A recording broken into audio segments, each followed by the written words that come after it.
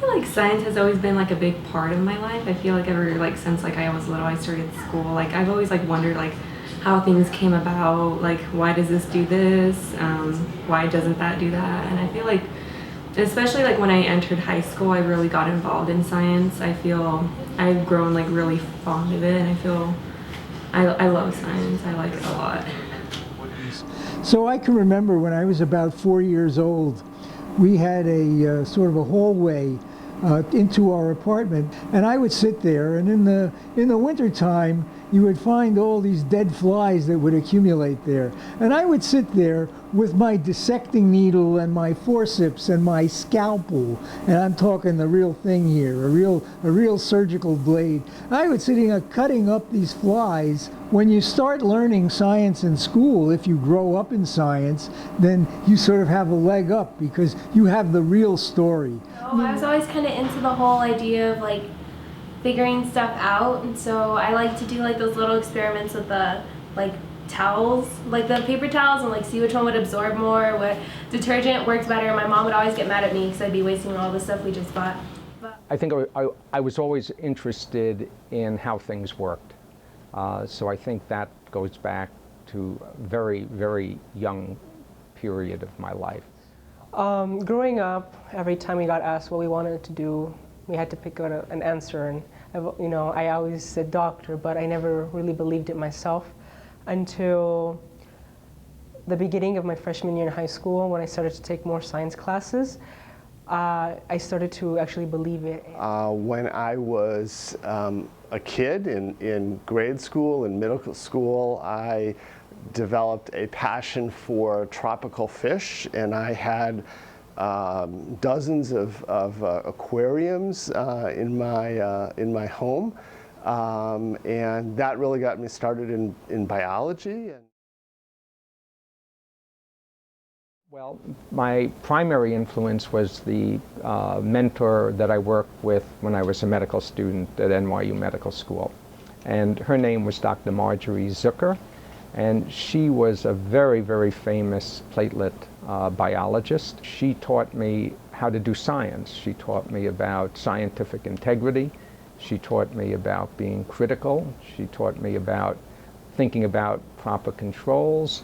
She taught me about how to read the scientific literature critically. Alex Novikov was a very, very bright cell biologist. He got a PhD with Arthur Pallister at Columbia, and he was one of the leaders in isolating the different organelles from cells and figuring out what they do. Well, who influenced me is my mom. At first, I wanted to be an ultrasound tech, and that only takes a few years or a few months to be. But my mom always told me I could be much more. So now I'm looking at careers that are higher, like a dentist or a pharmacist. And my teachers, yeah, they've influenced me a lot. My chemistry teacher, like, she's so passionate about what she does, and when she gets deep into the things that like she's interested in, I don't know, I just want to be like that, like be very fascinated about what I do. Our chief of medicine at the time was Lewis Thomas, who was probably the greatest influence I had throughout my career. He was an individual who was a tremendous thinker about issues related to immunity and infectious diseases, and I was lucky enough, to then become a fellow in Dr. Thomas's lab, and I think that's what solidly made me interested in a career in infectious diseases, and dealing with questions that relate to basic science and clinical infectious disease research. So I had terrific mentors. The two most important mentors I have are Richard Moxon, who I worked with, was really my first research experience in the lab. And then after that, when I started as a faculty member at the University of Pennsylvania, so that would have been 1992, I found myself across the hall from a great figure in the field of infectious disease who was an emeritus professor at the time named Robert Austrian. Robert Austrian was responsible for the first pneumococcal vaccine, and he was a great inspiration to me. a great friend and also a great teacher. One of my biggest influences is Dr. Quinojosa. He is a brain surgeon at Johns Hopkins University. I was searching through the internet, finding Hispanics in medicine, and so I came across him, and his story really inspired me and pretty much gave me more motivation to keep going, because his story kind of reflected what I was going through, and knowing that he made it made me believe that I could make it as well. Anyway, so I became an expert on the structure and function of these steroid hormones that come from the adrenals or your testes or your ovaries. I wanted to know how these hormones were made, what governed them, what caused them to become high, low, normal, abnormal. And so I began to get into genetics.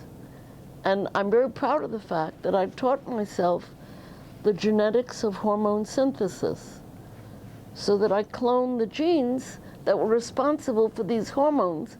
And as a result, if I saw an abnormal hormone, I would go look for the abnormal gene, and therefore I had the cause, the mechanism, which is what I was looking for. So one of the questions that we're asking right now in the lab is why the young are so incredibly susceptible to this organism.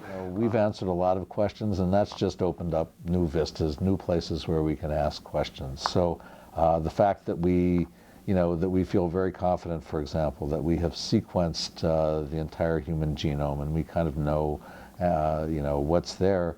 We still don't know how it works. We still don't know, there are a lot of genetic changes that are associated with diseases that are not even within genes. They're off someplace else, and clearly working in a regulatory fashion. And we don't understand that regulation. I guess like a question can be like, is there medicine that can be made that can reduce like, or can cause pain relief for any type of pain, but won't be addictive? Like that's something that really interests me. Everything has changed so dramatically about the brain. What is the brain? How does it operate? What is it really there for? Why is it so amazing? Do you understand yourself? Of course not. But you're always searching for what your brain has you searching for. Who am I? What do I really? Who am I really? What is these things that I call thoughts? Why? How smart the cells have to be. We have the lymphocytes, which are the cells in our immune system. We are aspiring a great deal of intelligence to them. And we don't really know how that works, because how many things is it evolutionarily useful for a cell to know how to do? I guess my very first question that I remember, just like a moment in my life, was like wondering why I was alive, or like what life is, kind of like what my purpose was, but just in more childlike terms, I guess. Yeah, I was kind of just fascinated with the whole idea of like actually being alive and like what that meant. There are two fundamental processes that platelets do. One is they'll stick to a damaged blood vessel, as if you cut yourself. Now they'll stick. But then the second thing that they do is they start to clump together. How does that happen? How do the platelets know to stick together?